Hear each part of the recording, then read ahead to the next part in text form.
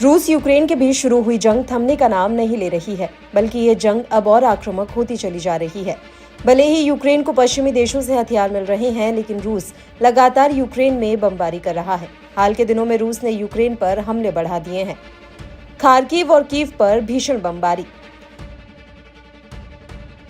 रूस ने यूक्रेन के दो सबसे बड़े शहरों खार्किव और कीव पर भीषण बमबारी की है। रूस की ओर से किए गए इन हमलों में कम से कम 4 लोग मारे गए हैं और 4 अन्य घायल हुए हैं। यूक्रेनी अधिकारियों की माने तो 28 अक्टूबर को आधी रात के बाद रूस की तरफ से की गई बमबारी में खार्किव में 4 लोग मारे गए। रूस के हमले में शहर के सबसे प्रसिद्ध स्थलों में से एक डेरश प्रोम इमारत का अधिकांश हिस्सा नष्ट हो गया है, जो 1990 के दशक की है। बता दें कि इससे पहले रूस ने यूक्रेन की राजधानी कीव पर 19 अक्टूबर की रात को हमला किया था। इस ड्रोन हमले में 15 साल की एक लड़की की मौत हो गई थी। इतना ही नहीं, रूस ने यूक्रेन के मध्य क्षेत्र में भी मिसाइल हमले किए थे, जिनमें 5 लोगों की मौत हो गई थी और कम से कम 21 लोग घायल हो गए थे। हाल ही में रूस की सेना ने पूर्वी डोनेट्स्क क्षेत्र में अहम बढ़त बनाते हुए यूक्रेन के 2 गांवों पर भी कब्जा कर लिया था।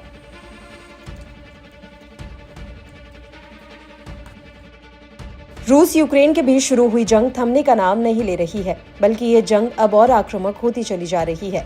भले ही यूक्रेन को पश्चिमी देशों से हथियार मिल रहे हैं, लेकिन रूस लगातार यूक्रेन में बमबारी कर रहा है। हाल के दिनों में रूस ने यूक्रेन पर हमले बढ़ा दिए हैं।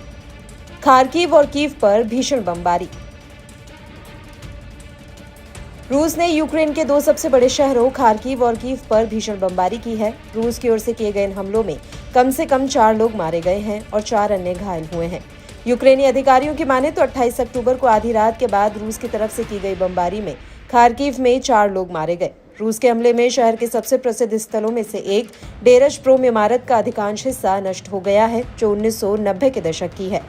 बता दें कि इससे पहले रूस ने यूक्रेन की राजधानी कीव पर 19 अक्टूबर की रात को हमला किया था। इस ड्रोन हमले में 15 साल की एक लड़की की मौत हो गई थी। इतना ही नहीं, रूस ने यूक्रेन के मध्य क्षेत्र में भी मिसाइल हमले किए थे, जिनमें 5 लोगों की मौत हो गई थी और कम से कम 21 लोग घायल हो गए थे।